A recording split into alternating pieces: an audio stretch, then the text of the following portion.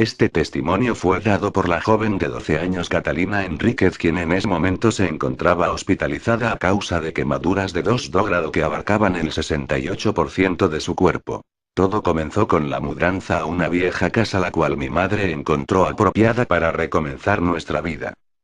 Esta casa es perfecta, dijo mi madre con jovialidad, pero yo no estaba de acuerdo con esa idea, mas no dije nada, porque sabía que mi madre me lo reprocharía. Yo solo me limitaba a mirar con repugnancia aquella estructura. La vendedora de bienes raíces le preguntó a mi madre qué le ocurre a su hija. Luce disgustada. A lo que mi madre respondió: verá, cuando ella tenía 5 años su padre murió en un accidente automovilístico. Un borracho anónimo que conducía a exceso de velocidad en una calle estrecha se estrelló con mi marido sin que él pudiera siquiera racionar. El vehículo lo golpeó por el costado provocando que éste se volcara y la gasolina se encendiera. Nos quedamos solas, y desde el día en el que mi hija supo lo que le ocurrió a su padre ella solo se limita a escribir y rara vez habla. Cuánto lo lamento, dijo aquella vendedora.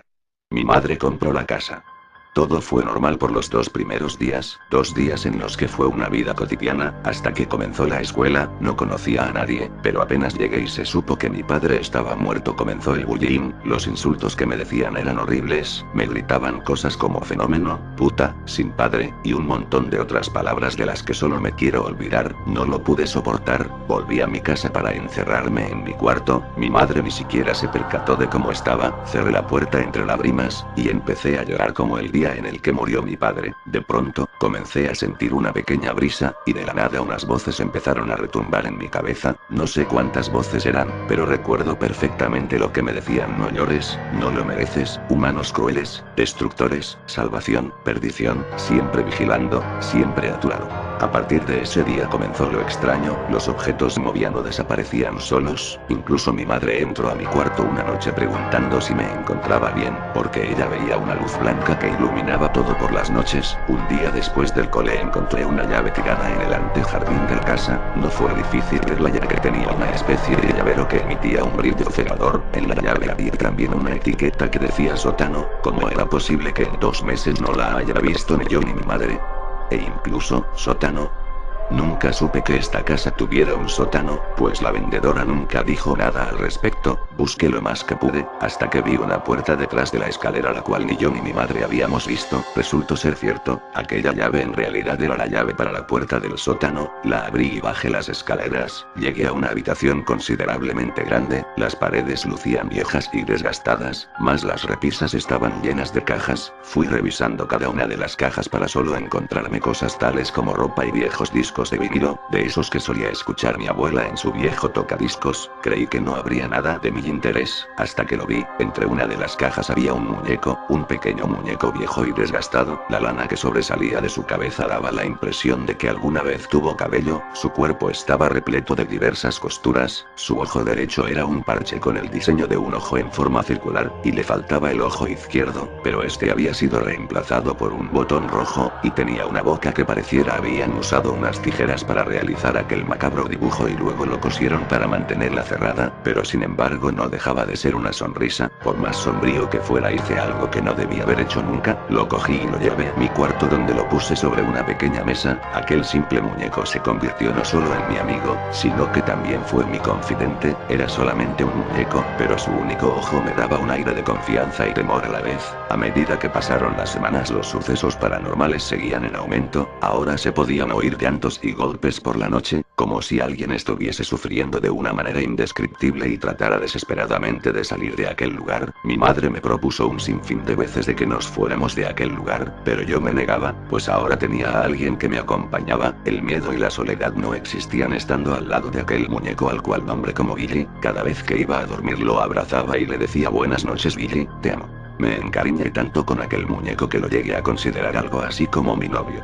3 meses después mi madre y yo ya nos habíamos acostumbrados a estos sucesos. La verdad es que nunca nos esforzamos por hacer que se fueran por temor a que ocurriera algo peor. Sin embargo, hubo un día en el que dudé que fuesen realmente fantasmas, dado a que yo no tengo un pijama, solo uso un camisón blanco a la hora de dormir. Estaba cansada y aunque luché por tratar de quedarme despierta no lo conseguí. Eran las 9 de la mañana, me había despertado temprano, pero lo raro no era esto, sino que al despertar ya no tenía ropa interior, y mi entrepierna dolía, simplemente lo ignoré. Pensé que había sido un simple caso de sonambulismo, no presté atención a Billy por los próximos 5 días, y lo hubiera seguido haciendo, pues ya no me importaba en lo más mínimo, porque yo ya tenía a mis amigos, y él ya no era necesario. Un día después de la escuela solamente me recosté en mi cama y observé a Billy, solo cerré los ojos unos minutos y empecé a sentir una extraña respiración frente a mi rostro. Abrí los ojos y lo vi a él, observándome fijamente, me dijo con una voz que pareciera provenir de una persona de carne y hueso: hola mi amor. Lo empujé y salí del cuarto para avisarle a mi madre. Cuando bajé las escaleras lo que vi fue horrible, su cuerpo estaba sobre uno de los sofás, pálida, la habían degollado y le habían cosido la boca, la sangre que surgía de su cuello aún no paraba de salir, y su ojo izquierdo había sido reemplazado por un botón. Del pánico me caí al suelo y lo vi, de sus muñones surgían lo que parecían ser una especie de garras afiladas como una navaja, estaban cubiertas de sangre. Él lo había hecho, lo observé y le pregunté: Billy, ¿por qué lo has hecho? ¿Qué te he hecho? Usó sus garras para cortar las costuras de su boca dejando ver unos colmillos que conformaban su verdadera boca y me dijo: estúpida, ¿es que no te has dado cuenta?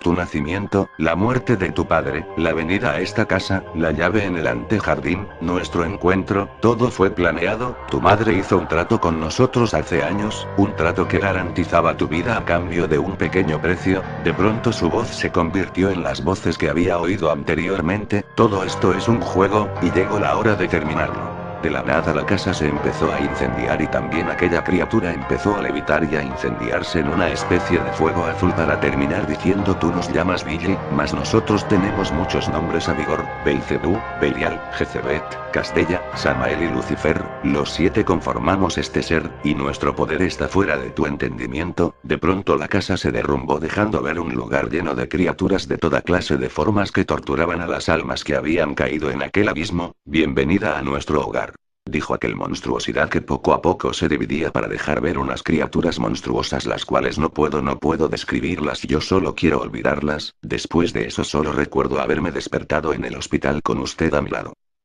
Catalina, quien en ese entonces tenía la edad de 18 años, falleció por un fallo cardíaco. El resultado forense también demostró que ella estaba embarazada, pero no de un ser humano, sino que hallaron una especie de bola de carne que tenía algo parecido a un botón.